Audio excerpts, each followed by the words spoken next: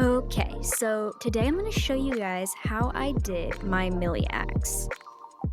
First, we're going to start off with some paper. You could use this brown paper, you could use copy paper, you could use wax paper. Normally we use wax paper, but we had this on hand. So you're going to draw the shape of the axe, and I would definitely triple check your size, because this size that I'm drawing right now is not the size that I ended up with. It was way too small. So make sure you're checking the sizes.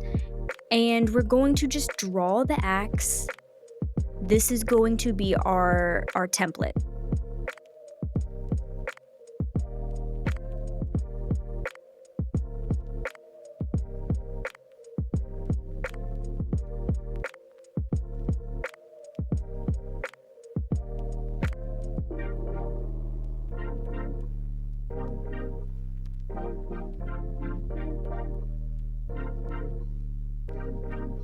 We're going to take this finished template of my axe, and we're going to place it on these sheets of installation foam that you can get at like Lowe's or Home Depot. And we have a blue piece and a purple piece, and we're just going to set it on the foam, and you're going to cut it out. You can use an X-Acto knife, but we found it a lot easier to use a heated knife.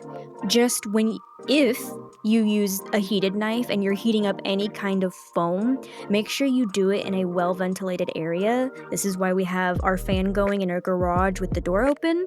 Use your face covers if you need to, and just be careful with this because you could be burning plastic and you don't want to inhale that.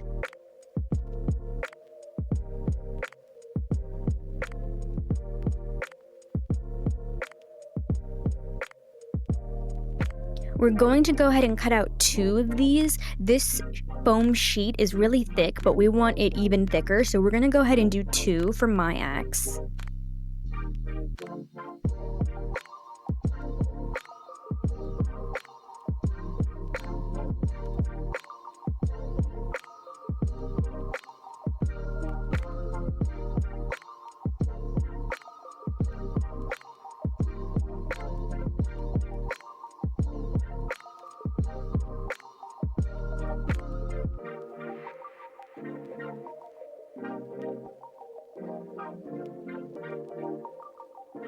We're gonna go ahead and we're going to cut out a crevice, whatever, in the center of our foam pieces, so that way the pipe will fit between them whenever we stick them together.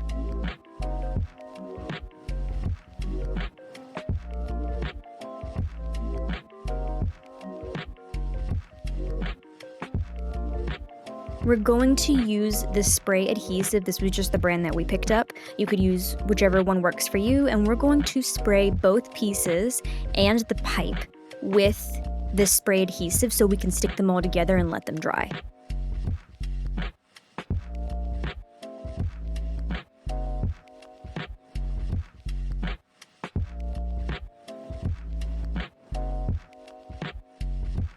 Please make sure when you are spraying anything that you are using the correct tools, like a mask or ventilated area, to spray things.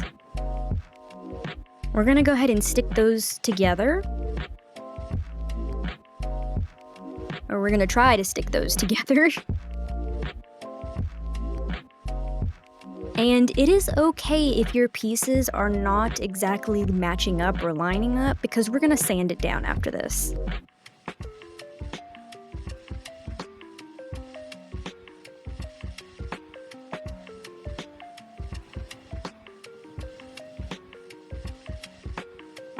So we took it outside and sanded it for a few hours. It took a while.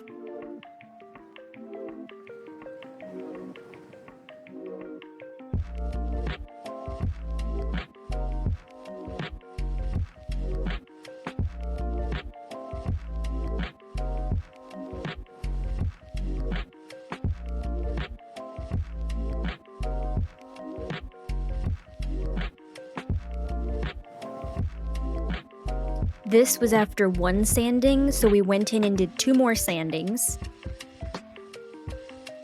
And it came out really smooth like this.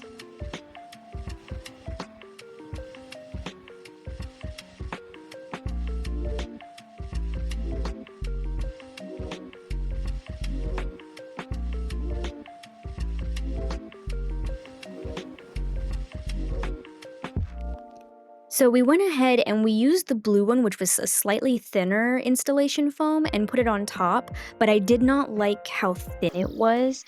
So I'm gonna be extra and I'm going to use a bunch of air dry clay that I had laying around and use that to fill in the shape that I want. This air dry clay was on the verge of completely dry.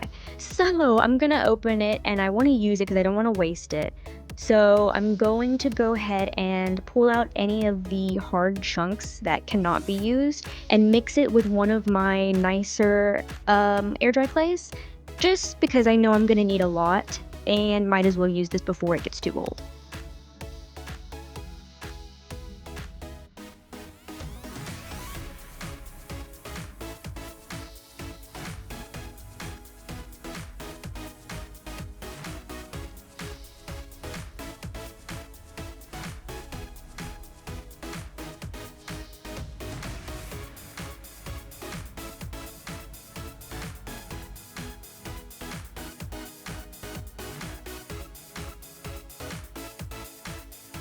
I'm gonna go ahead and put some tape and just kind of fill the space a little bit more.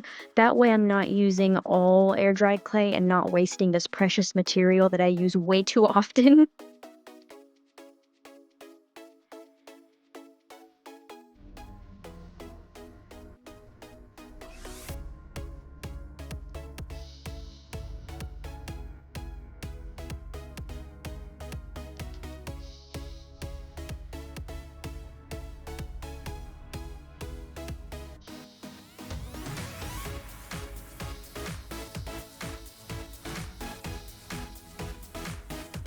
I'm not gonna worry too much about how bumpy or not smooth it is because I'm going to put a foam sheet on top of it.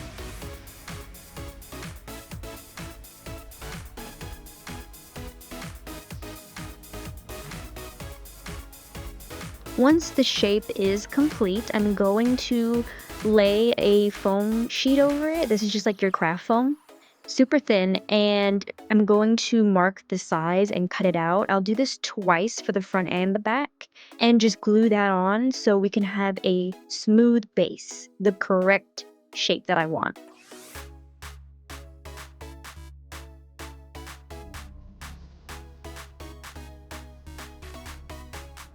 Now, as mighty and beautiful as this is, we are still missing a piece. The top blade piece. We need to put this in before we close the top. So we just took the foam again, and I think we're going to cut out two pieces as well, just like we did the other blade. And we're going to put a metal wire in between the two pieces so it's sturdy and doesn't just pop off if it accidentally gets hit. I'm going to glue and shove those into the top foam, and then put a top piece of foam on top so it's smooth and we don't have to see all the ugly inside.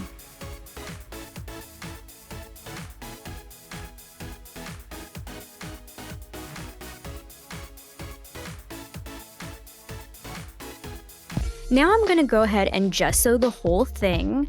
You don't have to use gesso. I've used just white paint before, but I think gesso is safer. Because when you go to spray paint, this installation foam, it will melt it. It will eat it. So we're trying to put a barrier between the foam and the spray. So I'm gonna cover the whole thing in gesso.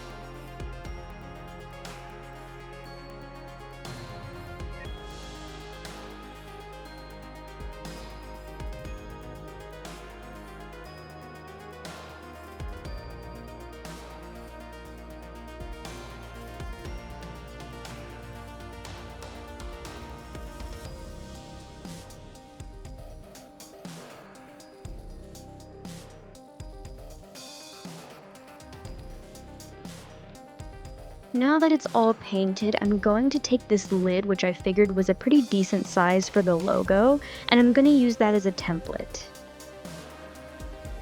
I'm going to cut out the circle out of foam and cut an inner circle for the trim. Using the trim circle, which is the outermost circle, I'm going to use that as a guide because I need to cut out some foam that is, I think this was a 2 or a 4 millimeter, maybe it was a 4 millimeter, a thick piece of foam to make the edges of that logo.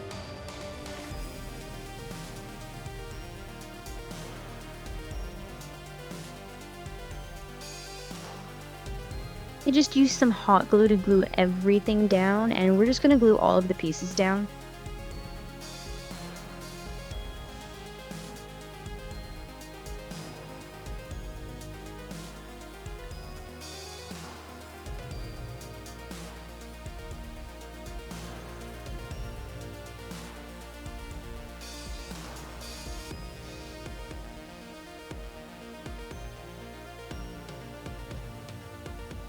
We're going to go ahead and gesso that as well, just so that way it's all the same color, because I don't want to spray paint all of it and then this black part be a different color when it's spray painted. Now I'm going to plasti dip it all to give it all a base coat, another base coat of black.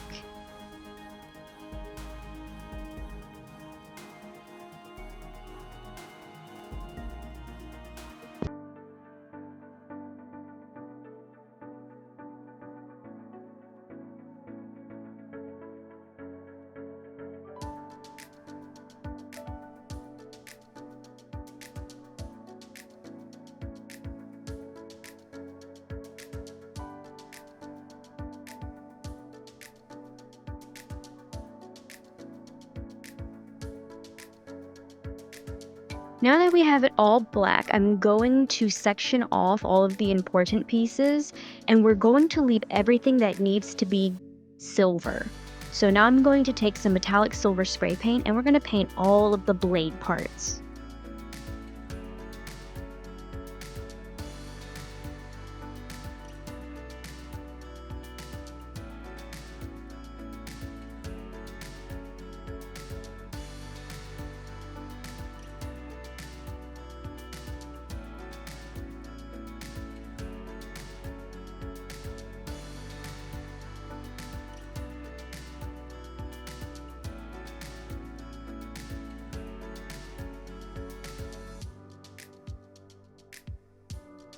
We still have these 2 circles that gave me a hard time. So, in short, gesso them and then paint them the colors you need.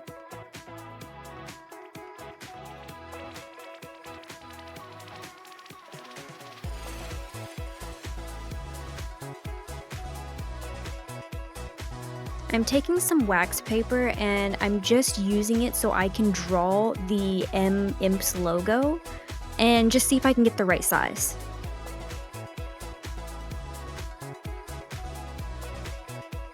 I'm gonna cut that out of foam and we're gonna glue it.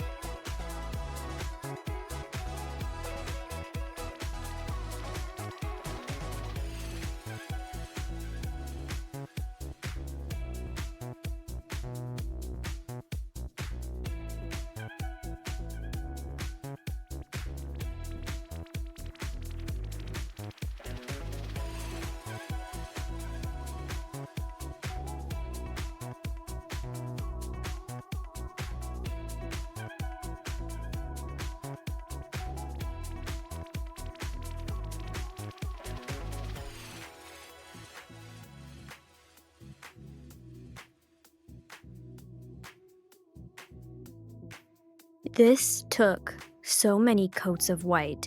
I think I had 7 was the last one I counted, but I know I did more than that 'cause 7 is when I gave up. I gave up counting at 7.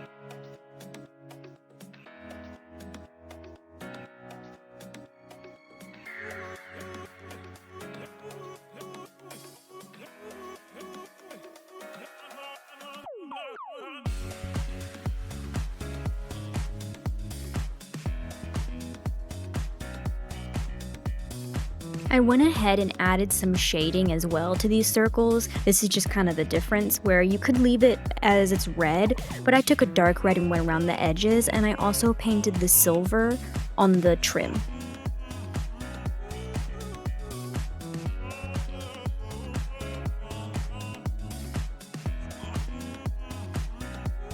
Now we're just gonna go ahead and glue everything together.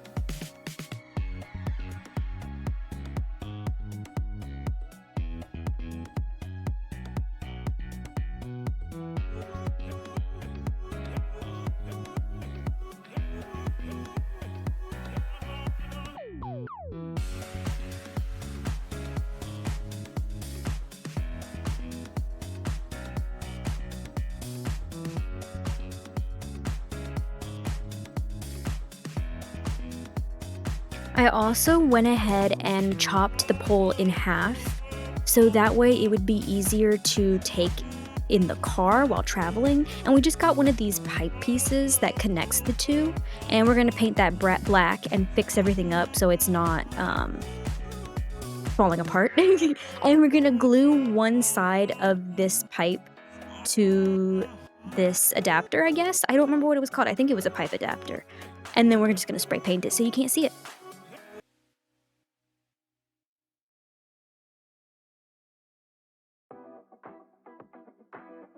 The only other thing we need to do is add the red string or ribbon that is wrapped around the bottom of the pole.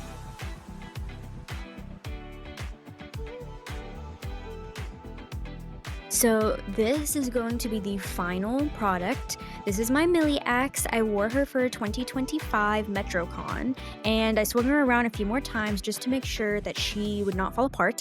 And she took the trip really well. It was a 3-hour trip, and she was fantastic at the con. So I hope that that helped, and I will see you guys next time. Bye!